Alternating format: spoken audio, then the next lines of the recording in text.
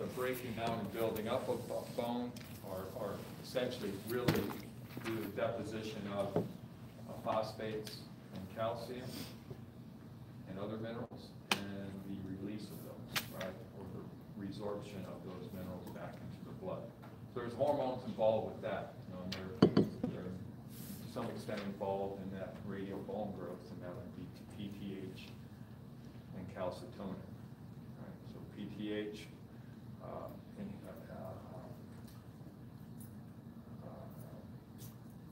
stimulates osteoclast activity, and calcitonin, or CT, is going to inhibit the osteoclast activity, right? So those can both be involved there with radial growth. That answer your question? Yeah, so like inhibiting the osteoclast, breaking down the bone. I mean, doesn't breaking down the bone like make way for more osteoclasts to come in there and structure it, or like osteoclasts are the ones that, resorb the bone, resorb the minerals, the bone, right, break it down. Yeah, and osteoblasts are going to be okay. So there's osteoblasts and osteoclasts, right? Osteoblasts are going to move into the areas where bone growth needs to occur, right, or the restructure. And then osteoclasts are going to break down bone that needs to be restructured, or in the growth, radial growth of long bones, to keep that wall of the bone to continue, rather than the bone becoming solid. Okay, so osteoclasts are going to break down the wall inside as the bone grows, so it's not solid. As far as the hormones go, I mean, they're involved there, but you're always building up and breaking down bone. When I talked about those hormones, that's mainly what I was talking about, is we're constantly breaking down and building up bones. Okay, so PTH is going to stimulate osteoclast activity. It's not going to, so it's going to stimulate that, so that's going to cause the bones to break down, essentially. Not break down in a bad way. With the osteoclast, when you stimulate osteoclast activity, you're going to break the bones down more, right? Or you're going to resorb minerals. That's really what they're doing. They're resorbing minerals into the blood. So that's in effect going to remove, the hard structures and minerals from the bones. PTH is going to do the opposite. It's going to inhibit osteoclast, so you keep those minerals in the bone. Okay, it's not stimulating growth. It's preventing the reduction of that bone, right? The resorption. Yeah, I've got PTH down here stimulates osteoclasts. Yes. That's wrong. I thought you said calcitonin. Calcitonin inhibits the osteoclast. Okay, right, there. Okay, thank you. Unless I totally switch that up my brain now.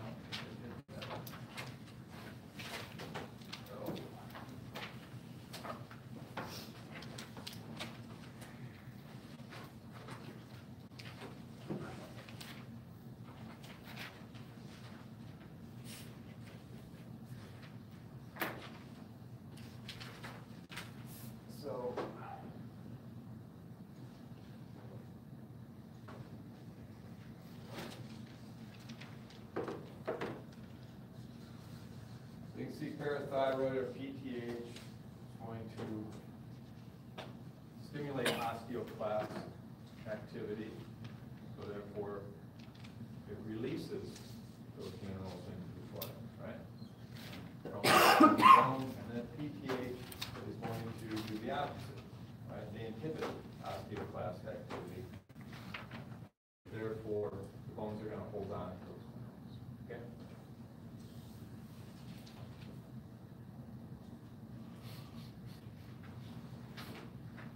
And T4, increased metabolism, just increases skeletal growth. Yeah, because you need an increased metabolism to bring nutrients and carry away waste products and things like that during growth, so that enables it to act, to work more easily, more efficiently with growth. Right? That's the main thing behind the T4 thyroxine.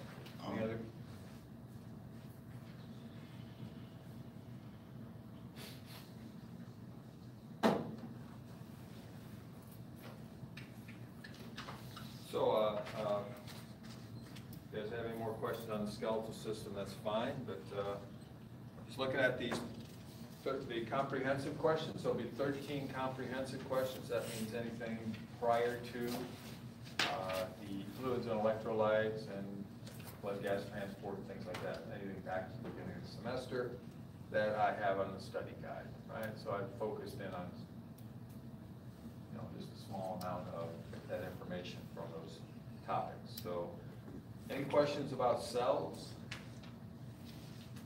Anybody has? So it's mainly just knowing the organelles and what their functions are. In chemistry, you know, we spent a good bit of time on chemistry, both inorganic and organic chemistry. Any questions on that? Everybody clear on what an organic compound is? What do you need to have to make it an organic compound? Carbon and hydrogen. Yeah, so you have to have carbon and hydrogen in the molecule to be an organic molecule. Now, an organic molecule that doesn't mean it's a biological molecule. That means it's an organic molecule. Lots of organic molecules that are out there that are not biological molecules like plastics. Okay. Okay, the 3 disaccharides we talked about, monosaccharides that make them up. Remember, disaccharide is 2 monosaccharides together, 2 simple sugars. So we talked about, I went over maltose, sucrose, fructose, right?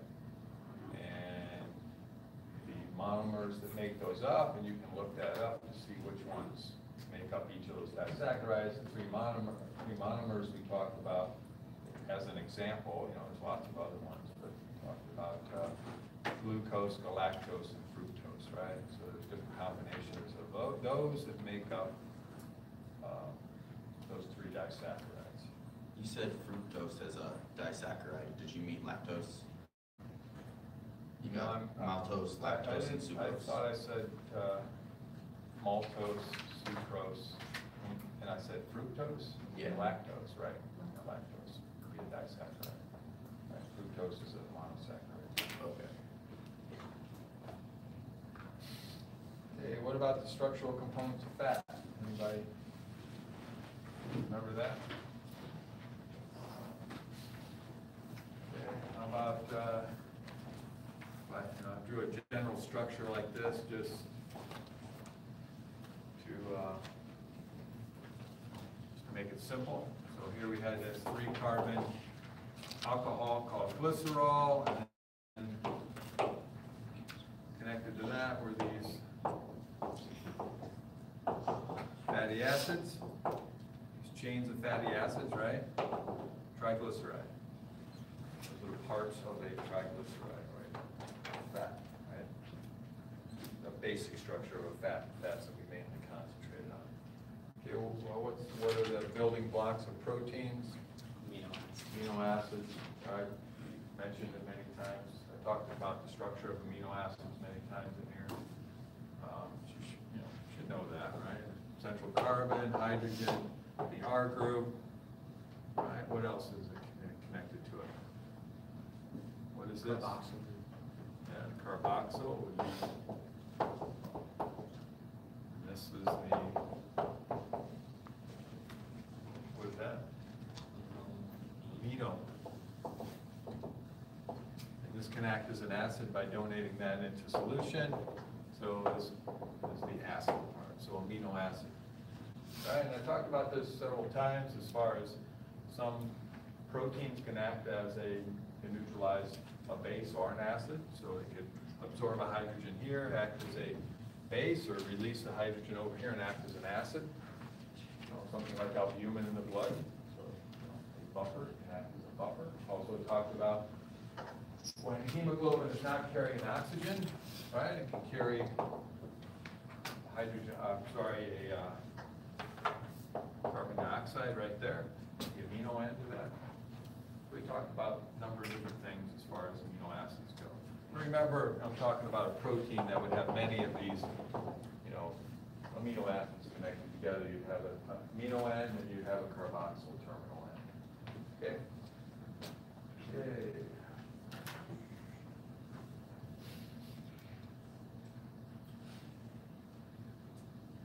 Okay, so peptide bond, what kind of bond is that actually? A peptide bond is a form of a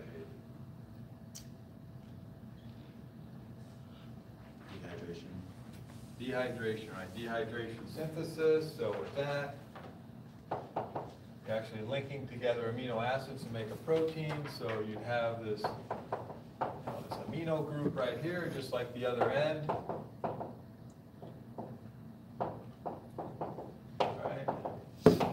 Another amino acid, you can keep linking them together. Right, so you're going to lose the water, right? Dehydration, H2O out, and you link them together with a peptide bond, right? So that's where that happens on an amino acid. Okay, 5 properties of enzymes. You guys can look that up, right? So it should have it in your notes or whatever.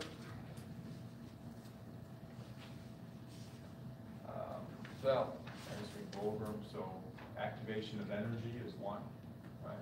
Or, I'm sorry, it decreases the activation energy, right? The amount needed to push that forward. There's specific reactions that is they act on specific molecules, right? So, they're specific to the compounds that they work with. They can work in both directions. Usually, not always, to put something together or break something apart. What else? They're not damaged they're still usable at the end of it. They're not changed. They remain unchanged after the reaction they're involved in, unlike the substrate or the reactants. I think that's 5, and maybe I left one out there. Everybody get the sign-in sheet? Okay, so that's chemistry. We spent a lot of time on that, so I got a number of different things you should study. Yeah. So for the 13 comprehensive questions, we're kind of going over the things that the main ideas from each chapter. No, what's on here is what you need to, okay. What you need to look over. Not everything in the chapter or topic. That's right. Not everything in the topic. What I have here is what you need to focus on. Okay. On the study guide. Okay, protein synthesis. I was just wondering if we could get to, I don't know if we can come back to those other people need to. But I just want to make sure we get time for the other questions. Sure. Go wherever. If anybody has any questions about the comprehensive, we can go over that too. Okay. As we're going. Only so much time. Just more in the urinary system with, I understand, most of the basic filtration processes, and it kind of gets a little fuzzy when it gets back into absorption and secretion. Yeah. And my understanding is that, when you're making urine more dilute or concentrated, water can only be absorbed in the descending loop of Henle, and that's most of where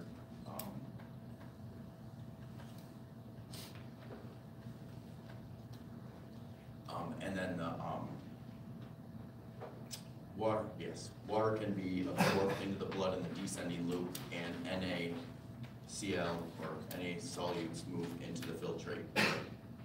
And then it makes the loop and it goes to the ascending, and it's impermeable to water there. Right. And so only the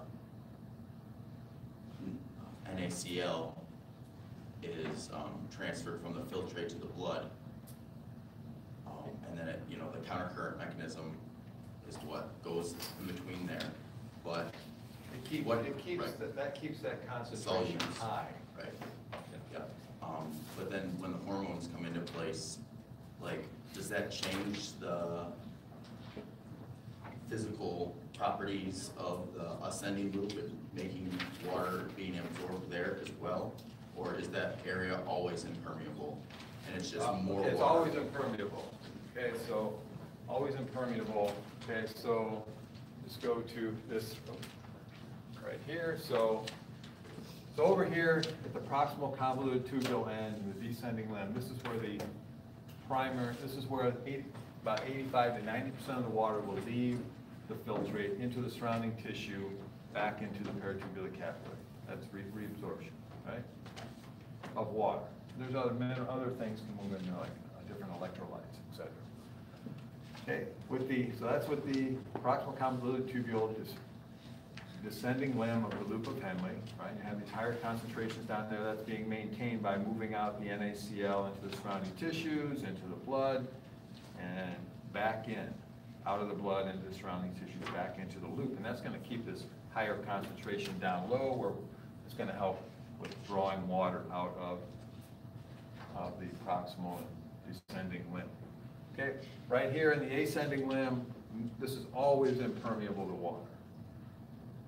NaCl can be actively transported out of the filtrate into the surrounding tissues, into the blood, right? And of course, that higher concentration is going to cause some water to move out of the peritubular capillaries over here, but you're going to have much more moving out on the proximal and descending limb.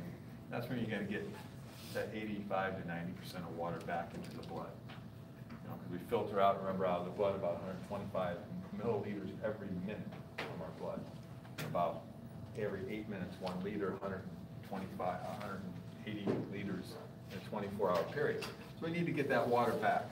Okay, and so 85 to 90%, still if you leave 15% there, that's like 12 liters, right? 13 liters. So that's a lot of urine. You dehydrate quickly. So in order to get that back, that's going to happen over here at the distal convoluted tubule and what's not shown, the collecting duct. Right, so we can move NaCl out here and actively transport it out, and with the hormone aldosterone, right, that comes from the adrenal gland, that causes more transport of NaCl out. So it's going to increase the movement of water out of the filtrate into the surrounding tissue, into the blood. If we need that other 10 to 15% out, that ADH, or antidiuretic hormone, will cause the distal part of the convoluted tubule and the collecting duct to become permeable to water, and so we're going to get the rest of that water back over there at that end. Okay, that 10 to 15% more, or a portion of it, right? Does that make sense? So it's not in the ascending; it's in the distal proximal. Where the water, that extra amount of water due to facultative osmosis, occurs at the distal convoluted tubule and the collecting duct, mainly the collecting duct. Right. What else is here?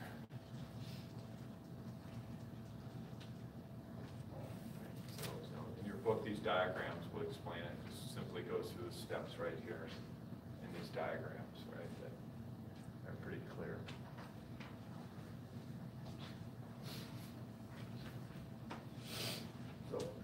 Anything else? Around the urinary system? Anything else? Let's see, look at this. Okay, where does the micturition reflex take place? So the bladder stretches or distends because it's filling up with urine. There's pesoreceptors in there, stretch receptors, really that send information to this reflex center. MRC reflex center, or MRC, right? Parasympathetic, which stimulates the juicy muscles. It's the MRC, right? And what does that stand for? Micturition reflex. Right, micturition reflex center.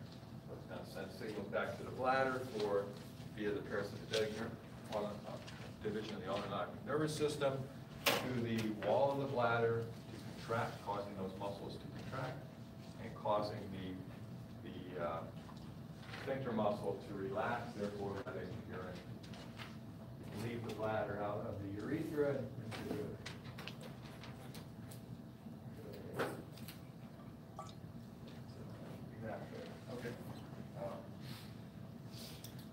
should know the kidney functions, of course, the gross anatomy of the kidney that you mainly learned in lab. So what about the blood supply in and out of the kidney? Everybody have that down pat?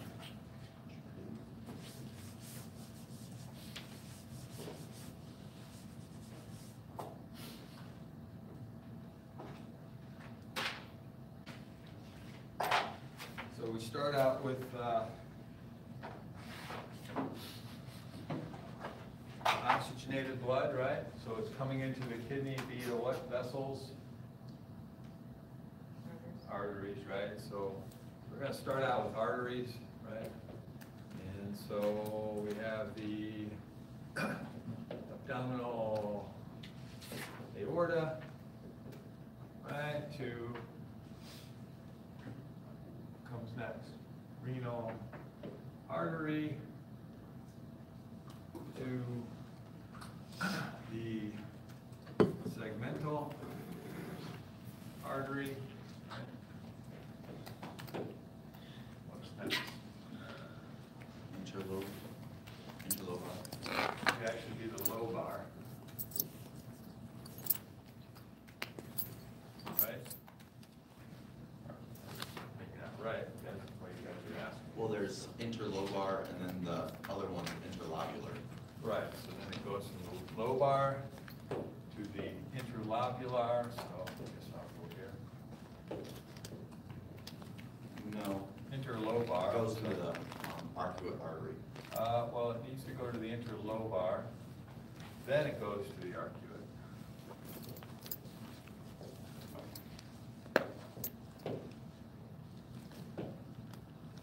And then it goes to the interlobular. Now I'm going to draw this over here. I'll get rid of this. I'll just draw it again if I need to. Okay, so it goes to the lobar, to the interlobar, to the arcuate, artery, artery, artery. Remember, these are all arteries. The arcuate artery to the interlobular, so that's nice and long, right? Right, so the interlobular, then where? It's got to go into the glomerulus, so all right, it's going to go to the afferent arterial. So into the glomerulus, right? Let's draw it right here, into the glomerulus. Right, or the glomerular capillary, still oxygenated blood. And what does it leave? What vessel does, what arterial does it leave by? The efferent arterial. And this is all in the PowerPoint. Okay, and then to the still oxygenated blood, and now it's going to go into the vessels where gas exchange takes place, and then all that other, reabsorption and secretion. So into what? The peritubular capillaries, right? And vasa recta. I mean, you don't have to write all this down on the exam, but there might be a question where you have to give me the proper order, right? And then it goes to, finally, got to leave the kidney, so where's it going to go to? We're going to see the reverse of this flow of blood. So it's going to go from there to the interlobular vein, artery right here, right?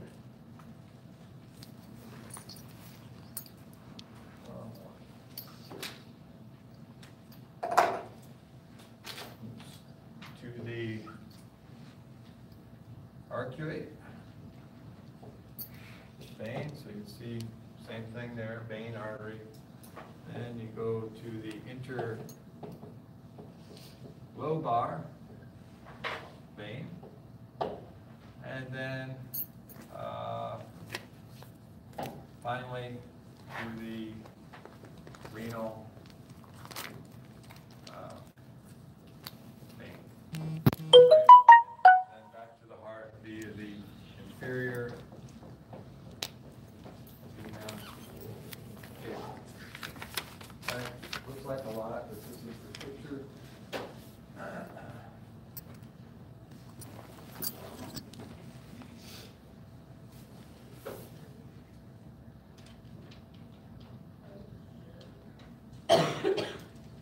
Right, so we talked about this. That's all of the, that's how it moves. So remember, you're going to have an artery before a vein. The arteries are going to finally lead to the glomerulus, and then you have the afferent arteriole. Remember, afferent into, afferent out of. And then you have gas exchange here with peritubular capillaries, and then everything beyond that needs to be veins. So in multiple choice, if you see a vein before an artery in this case, because it flows arteries and veins, you know that's not right. If you see an artery, a vein artery, or an artery, vein glomerulus, or peritubular capillary, that's not right, right? So it starts out with a vein. It ends with an artery, and you have a vein in between somewhere. That's not the right process, right? So, okay. So that's just basically memorization. Okay. Let's see, what else? Okay, so how about a drop of urine? You trace a drop of urine. It'd be the same kind of question, multiple choice. You'd have to give you a series of structures, and you'd have to have the correct sequence. From the Bowman's capsule, right? So here we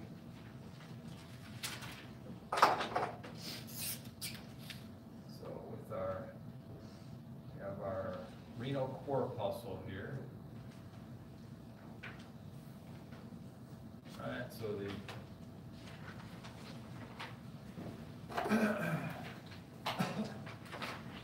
afferent arteriole in, right? We have our renal glomerulus, and then we have the afferent arteriole out, right?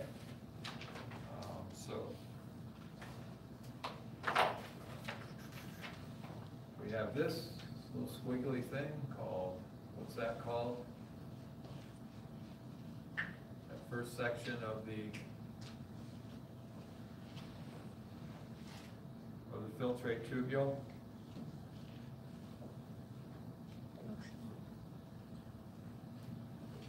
Anybody remember? PCT, proximal convoluted tubule. Right. Come up here and you have the distal convoluted tubule, and then finally into the collecting duct. Right. The other nephrons dumping their filtrate in there also. So the flow here goes from the glomerulus, so the glomerular capillary, we have that three pressures, BHP, CHP, and blood colloid osmotic pressure, blood plasma, blood colloid. Oh boy, see that. That's right. Blood plasma osmotic. Anyway. The colloid osmotic pressure. Colloid osmotic. There's actually four letters in that. Glomerular.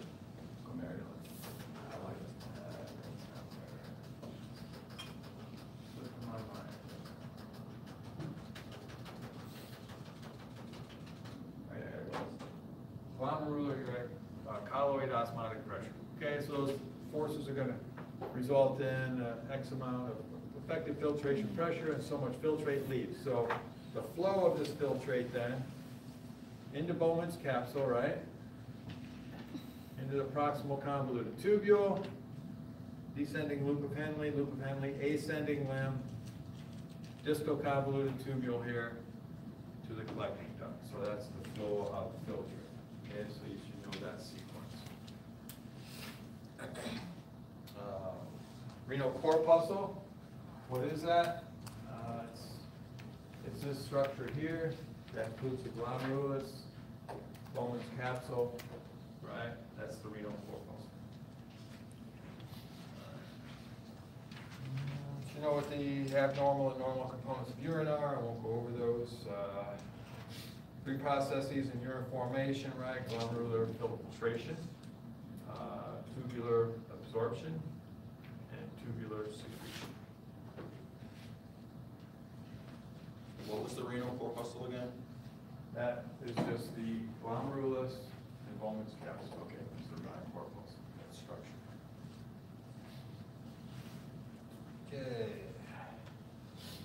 Okay, you should know the factors involved in control of filtration pressure. The tubulo-glomerular apparatus, which involves the macula densa here at the distal convoluted tubule where it comes back in contact with the renal corpuscle, and the juxtaglomerular cells that surround the afferent arteriole. Okay, and then, so then the other two are the natriuretic peptide, the atrial natriuretic peptide that comes from the heart, and then the third one was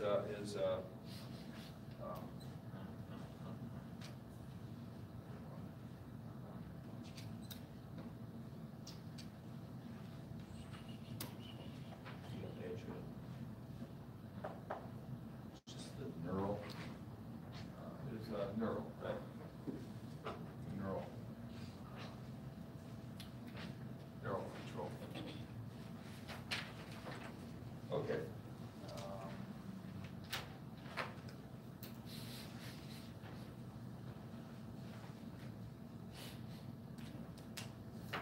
You know what the difference between tubular and reabsorption and tubular secretion are? They're opposites of one another. They do the opposite. Notice the two types of osmosis in the kidney. Obligatory, it's just plain old osmosis we talked about way back with the cell membranes, right? If water can move across the membranes, other solids can't, and there's different concentrations on each side, water's going to move to the lower concentration of water, right? Well, then there's other membranes that water can only pass across under certain conditions when a particular hormone is present, and that's what we were talking about earlier about urine concentration. So when ADH or antidiuretic hormone is present, right, facultative osmosis can take place over the distal convoluted tubule and collecting duct end of things. Right? So covers it for. No, there could be more. Like it says, it's not all inclusive, but pretty much covered what's on the study guide here for the urinary system. The secretion. What's that? Talk about the secretion. Tubular secretion is the movement of substances out of the blood at the peritubular, capillary, and basal recta back into the surrounding tissues, and then into the filtrate. So things moving from the blood back into the filtrate, from the peritubular capillary back into the filtrate.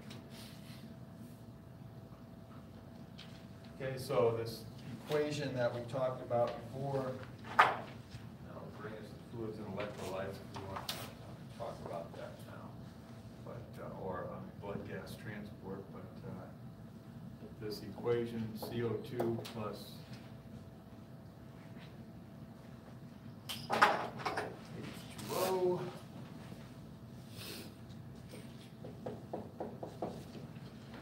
gives us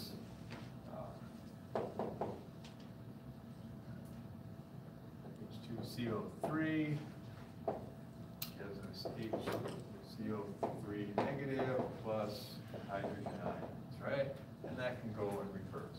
So we talked about acidosis, respiratory acidosis, metabolic acidosis, respiratory alkalosis, metabolic alkalosis. remember, if the lungs aren't doing their job to either get rid or hang on to enough CO2, the kidneys can compensate by either getting rid of more bicarbonate ions or hanging on to them, or getting rid of excess hydrogen ions or hanging on to them. So in tubular secretion, that would be moving them out of the blood into the surrounding tissue and then into the filtrate to get rid of these excesses. Either excesses or to compensate for what the lungs aren't doing, right? To keep this equation balanced. Not moving to the right too far or the left. And we can talk about that more we can talk about blood gas transport. Okay, so any other questions about the urinary system? Just jumping into the skeletal system, if that's all right. The structure of the Harrison system. Structure of the what system? Harrison. Yep. System and the list of contrast, 2 types of bone formation. Just I guess. Yeah, so those are, yeah, so those are 2 different things we're going to talk about there then, right?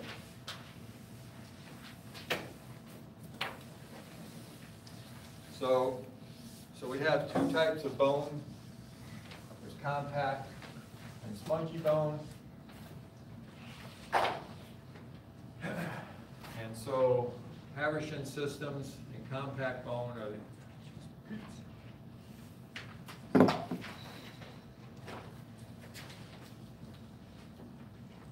are these rings of lamellae, right? This bony tissue or matrix. And so in a Harrison system, they're going to be in concentric rings, so you can have another one over here, right, etc.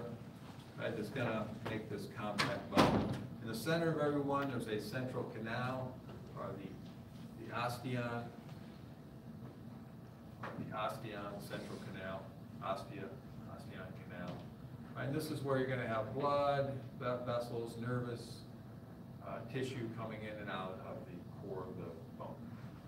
Okay, so this would be compact bone, and then in there, in between these lamellae, you're going to have the little lacunae, right? Where the osteocytes reside in there, right? And all these other layers are in a pretty regular pattern, right? So that's where the living osteocytes are. And in spongy bone, we're going to have something similar. The difference is it's irregular. You don't have these Harrison systems, don't have these central canals. So it could be irregular, so we still have the lamellae, right?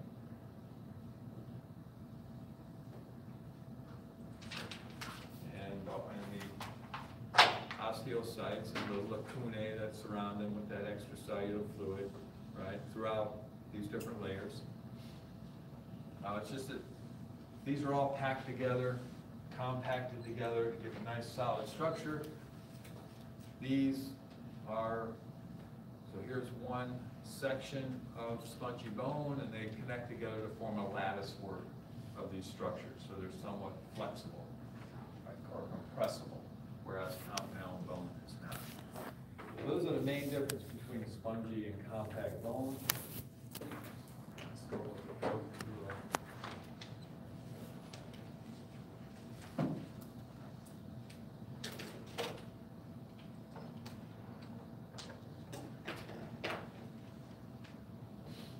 spongy bone there on the right, and then compact bone on the left. Right. So with the formation of bone that you asked about,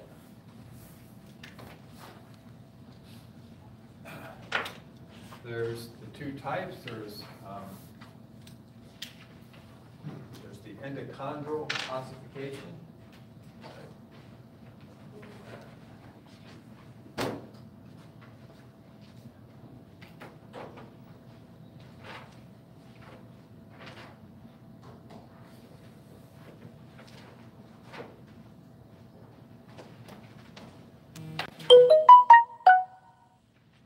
there's endochondral and intramembranous ossification. So the basic difference here is endochondral.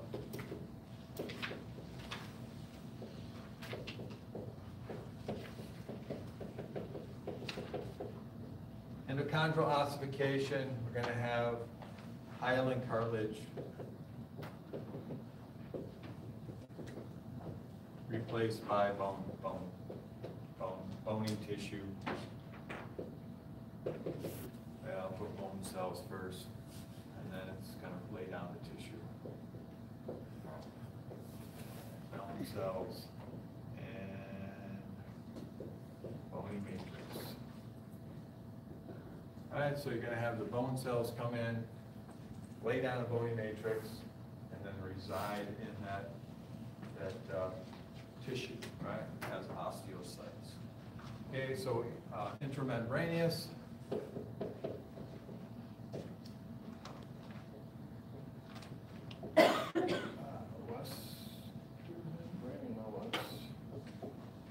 Okay, ossification is just bone cells moving into the membranous tissue and laying down bony matrix, and it replaces the fibrous connective tissue or the membrane, right? So, like the soft spots of a child's head, right? The fontanelles, you have this membranous tissue.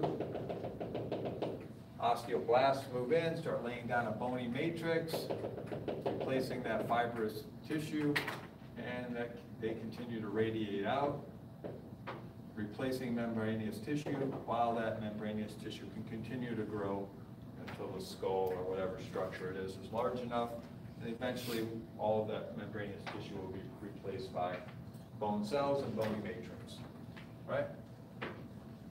So with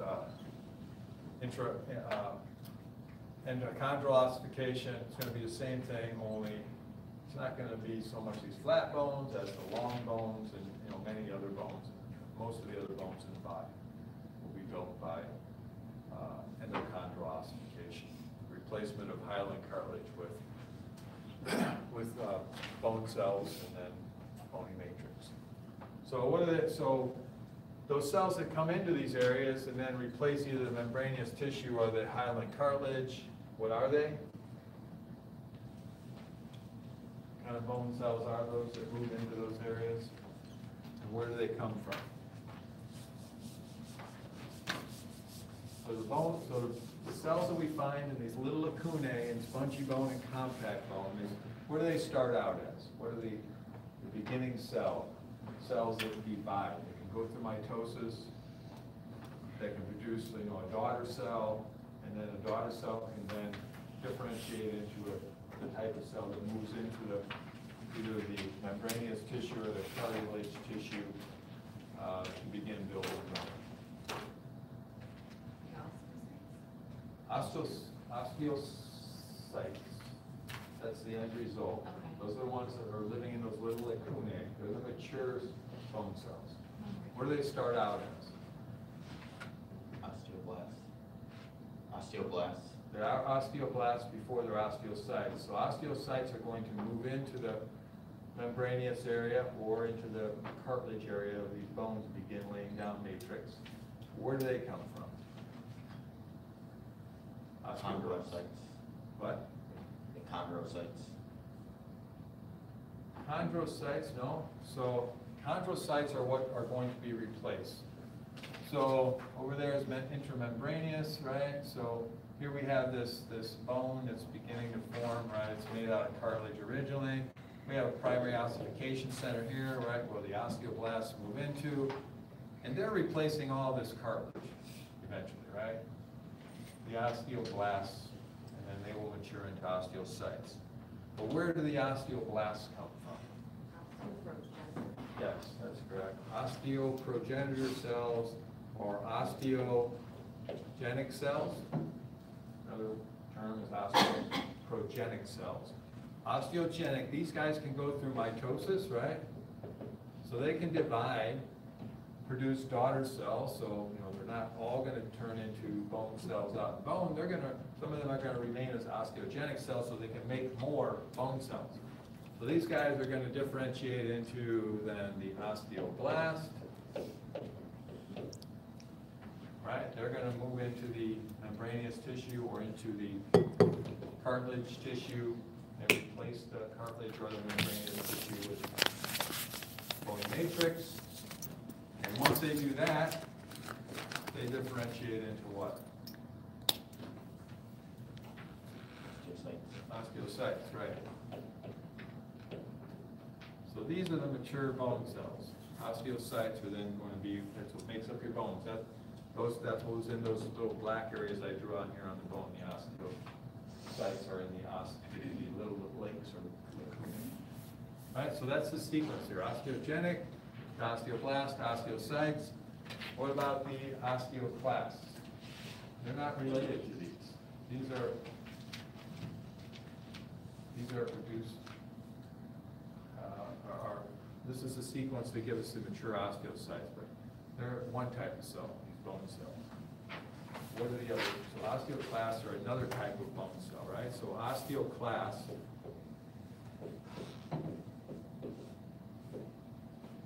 they break down bone, right? Here, we're building bone. These guys are going to resorb bone or break down bone.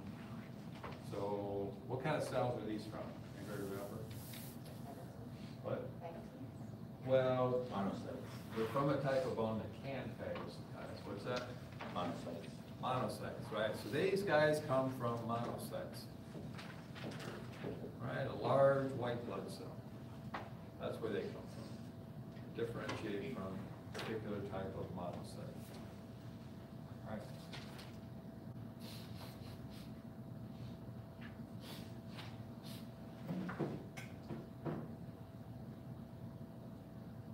So yeah, you should know the sequence of events for these bone cells, right? Osteoclasts are different. This is building bone, this is breaking down bone, basically, right? The vitamins, so you should know those vitamins, right? You should know of course, the hormones. We talked about a couple of those, but a few of those are the vitamins, right? We have the ones, so A, D, E, and K are fat soluble, and the ones we talked about, we talked about D, we talked about A, we talked about K. All right, so you should know what problems could occur, either with too much or too little of these, and what they do, basically. It's pretty basic information there about what they do. Okay. And then the last one we talked about was vitamin C, right, which is water soluble.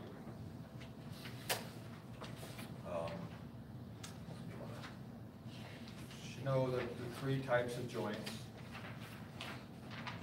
So we also wanted to go through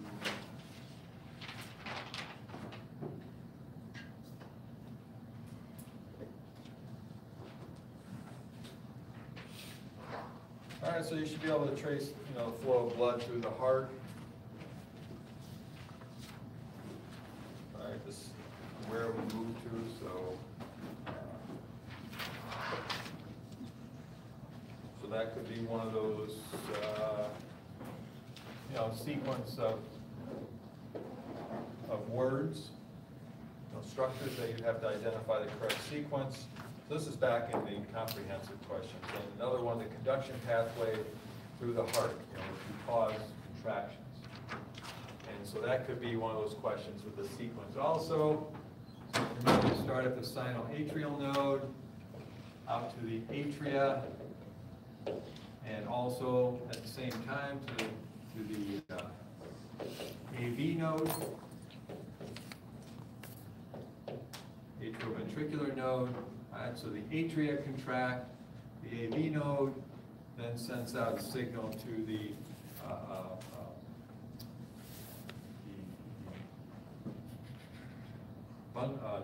bundle of His, right, to the bundle branches,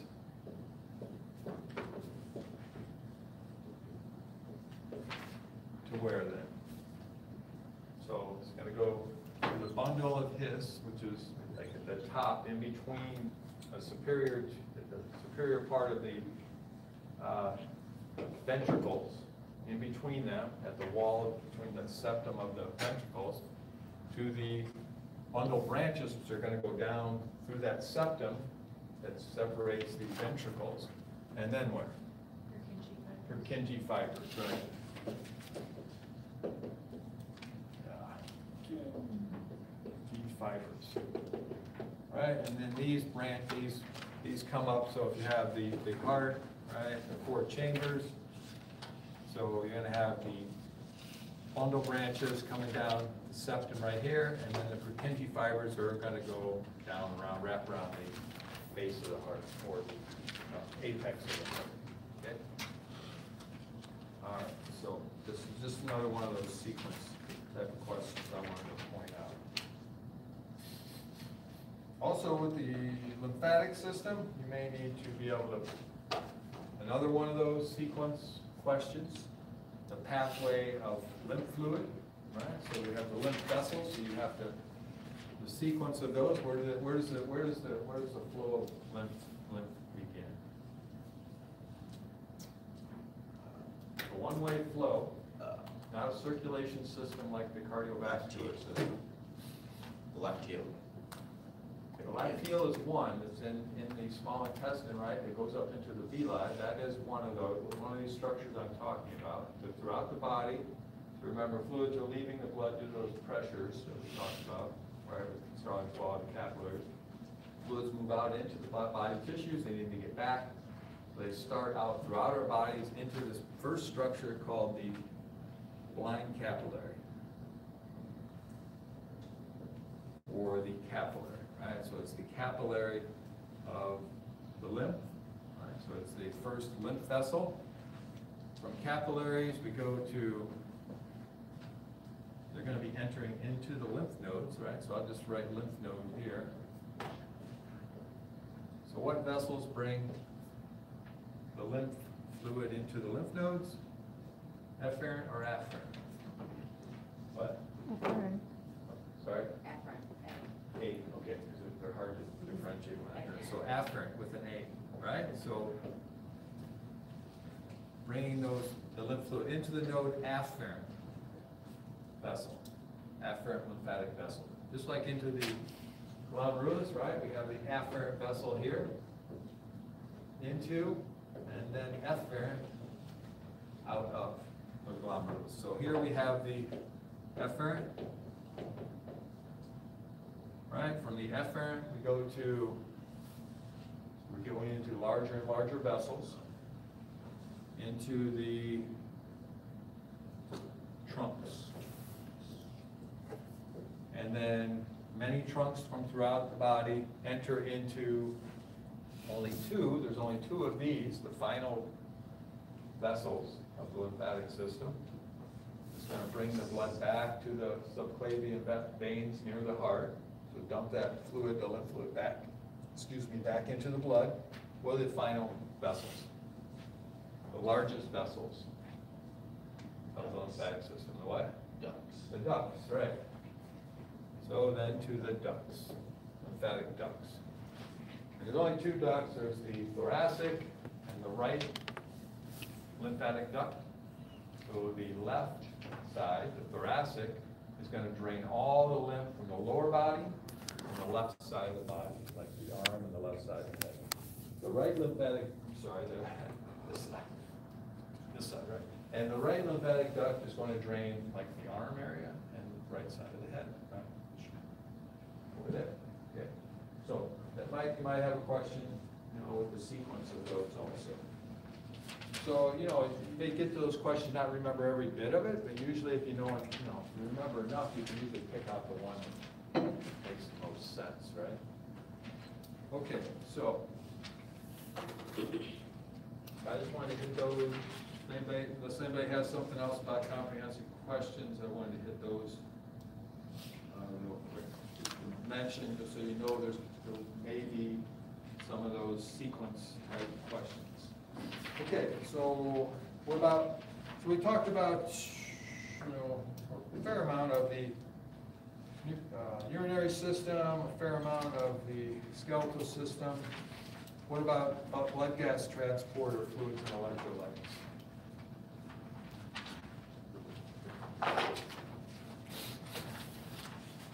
Remember blood gas transport, we talked about this equation a lot. Anybody want me to go over anything in particular there? Blood gas transport, partial pressure of gases, Dalton's law, Henry's law.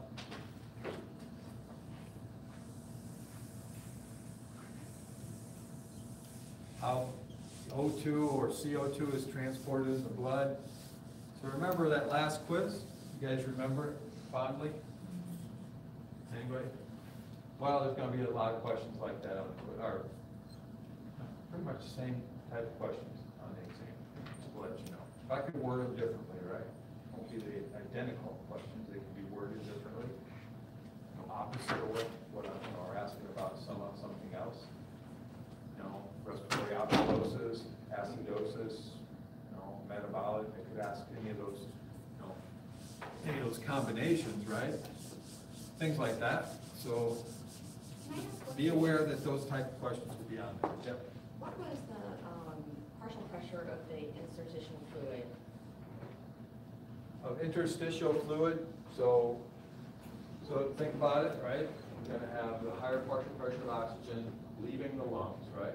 The alveoli into the blood, leaving the lungs, right? Into pulmonary veins, into the left atrium, into the left ventricle, pumped out into the systemic circulation to the tissues, right? So that's all oxygenated blood. We're just going to have partial pressure for the values we are using here anyway. 104 for oxygen, right? And 40 for CO2, right? So that blood gets out to the blood capillaries, it's systemic tissues, and so when it for CO2 has got a partial pressure of 40, right? So what's happening in the tissues? Yeah, taking oxygen in to do what? For these get energy from food, chemical bonds. Oxygen is used in the process of extracting that at the end. It's used in that process of cellular respiration. Right? So cellular respiration is happening in cells. That's where the oxygen is used as the terminal electron acceptor at the end of the electron transport chain. Might be one of those, as far as protein synthesis.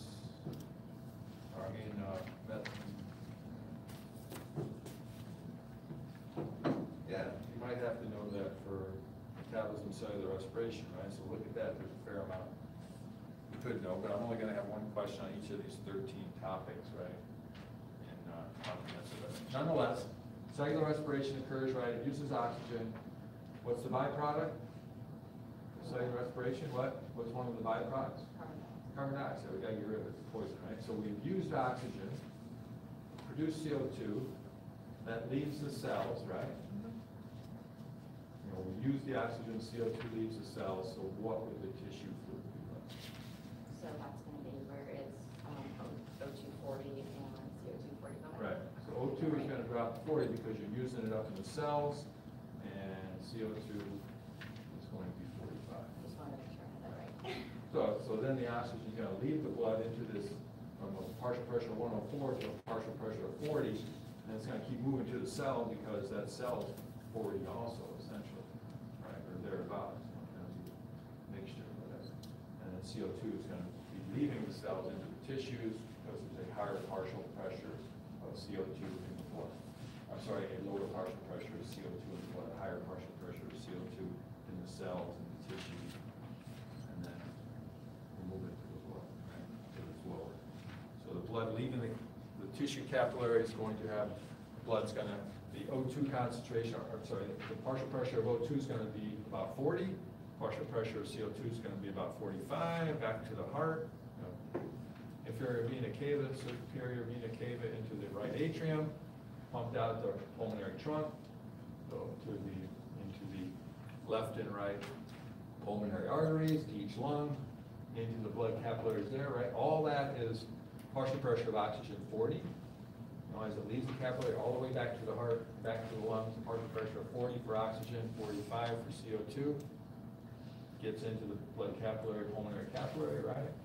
In the alveoli, partial pressure of oxygen is 104, carbon dioxide is 40. So oxygen moves into the blood to the lower partial pressure, CO2 out. Does that help at all? Yeah, I just didn't know where that exchange happens, and so. I mean, there's always a lot more to it all, detail-wise. But we're talking about just the simple movement of oxygen and CO2, so just keep it simple as far as that goes. It's the concept I want you to understand, right? And to understand it, you just need to understand the higher partial pressures. You know, the movement of gases occurs because of the higher or lower partial pressures of the gases. And there's other factors involved, of course, like solubility and all that. That's Henry's law. Right? So just as far as those laws go, like Dalton's law is the partial pressures, you know, in a mixture of gases. Each gas is proportional to its the concentration or the percentage of the pressure of that gas.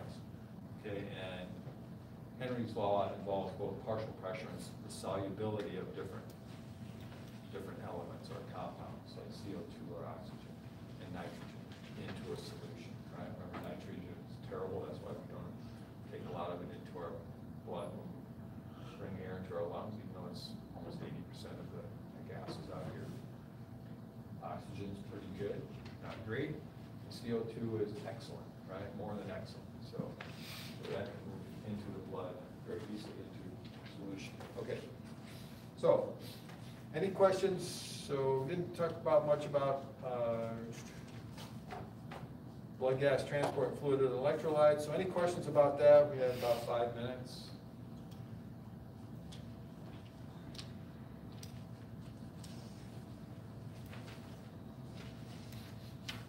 If you want to ask a question, I have a class at 6:15 too.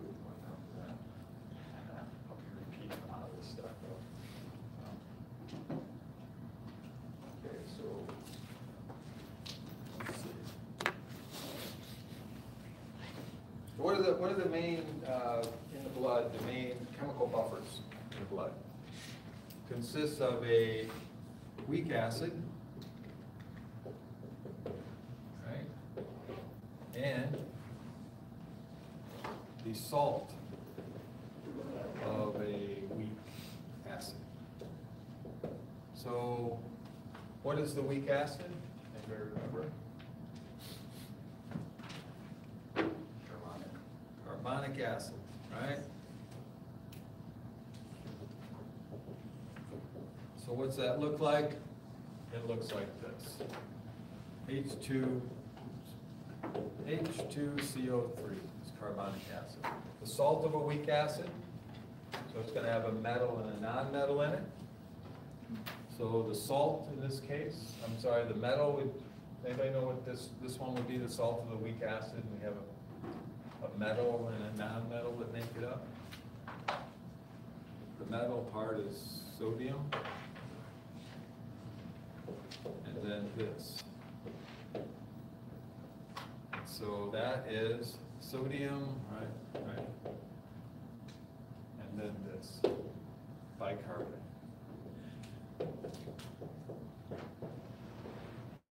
That's the salt of a weak acid. That's the buffer system. So H2CO3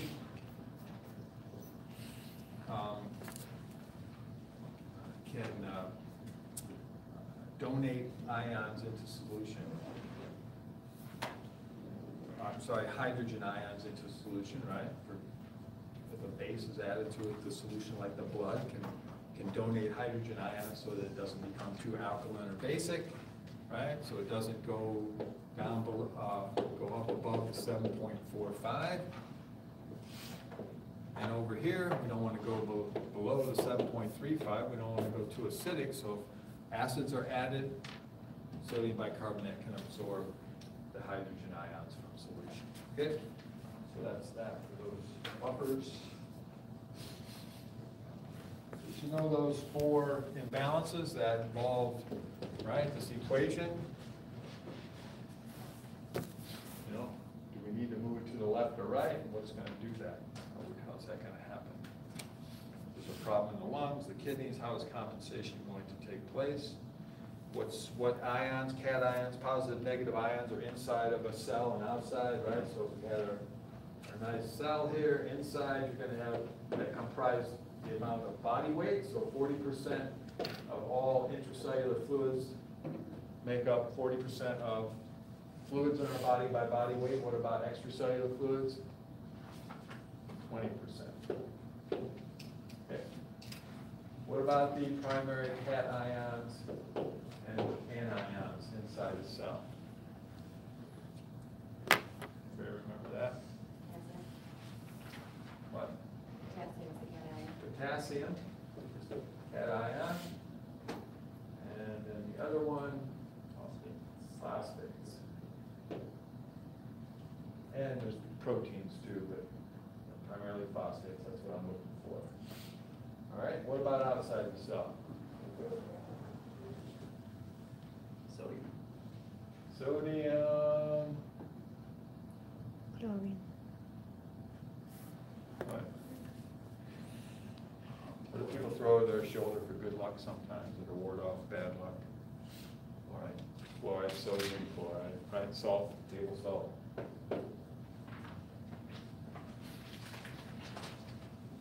Okay, let's see.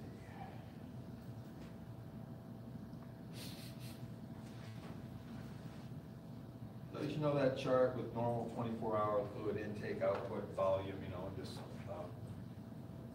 basically what is the most, what is the least. You know, where do we take in fluids and where do we get rid of fluids? Okay, what about blood gas transport?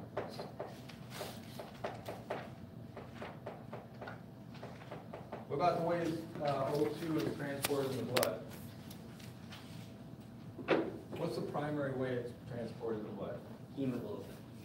Attached to hemoglobin, right? What part of the hemoglobin is it attached to? Heme. The heme group, the iron molecule in the heme group. Each hemoglobin complex is comprised of how many hemoglobin molecules? 4 hemoglobin molecules. Each hemoglobin molecule has a heme group, right? So here if we have this hemoglobin molecule, that's one, there would be 4 of them. So here's another one, right? Here's another one, and here's another, right? Each one of these has a heme group in it, right?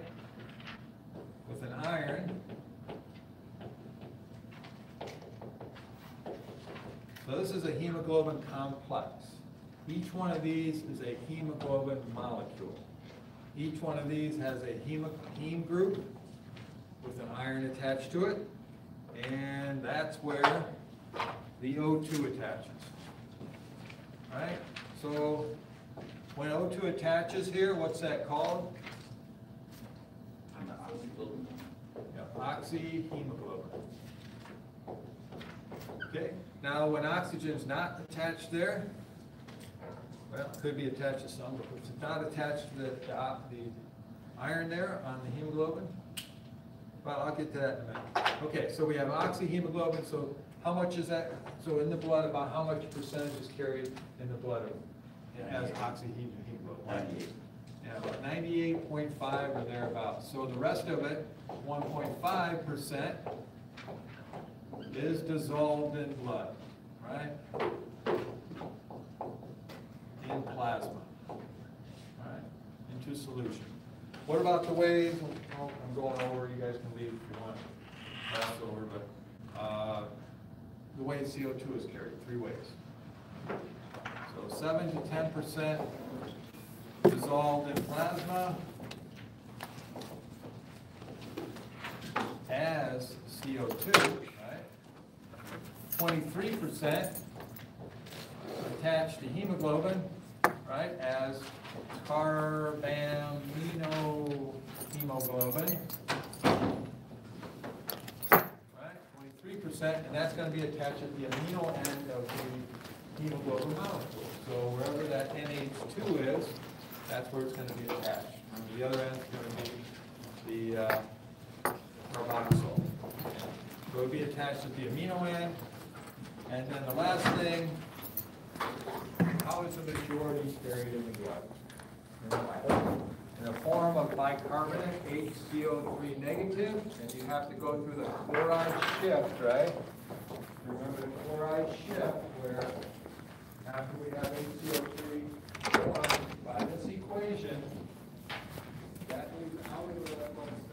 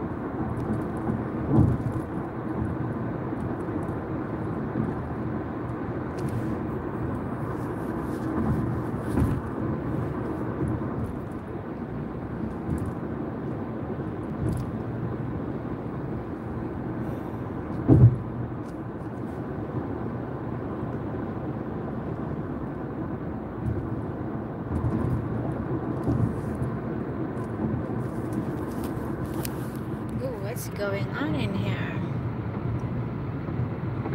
It's a long traffic.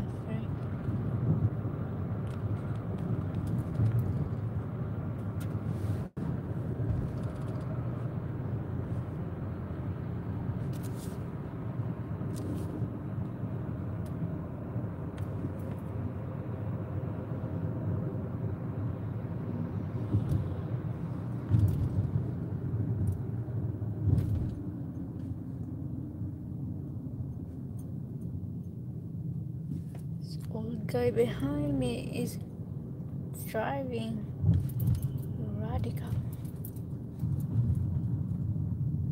He's all over the place.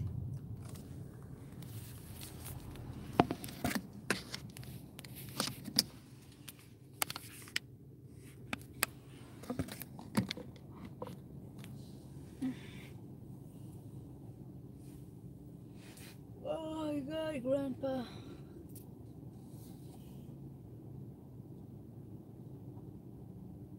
He's confused.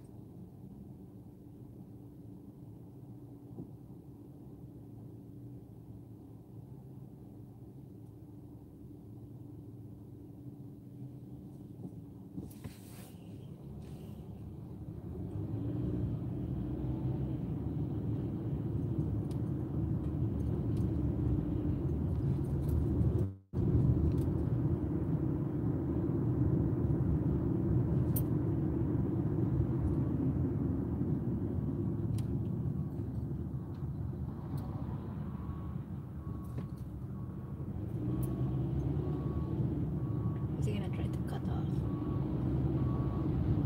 the third?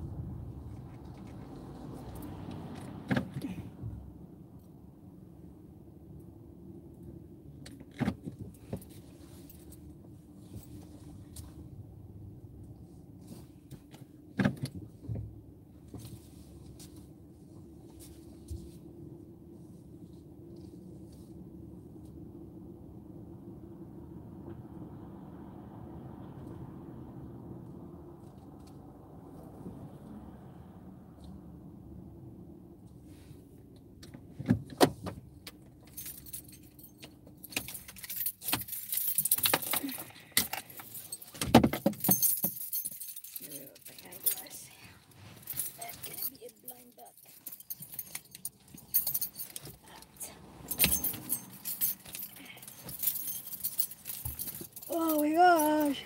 I'm so tired. She beat me too.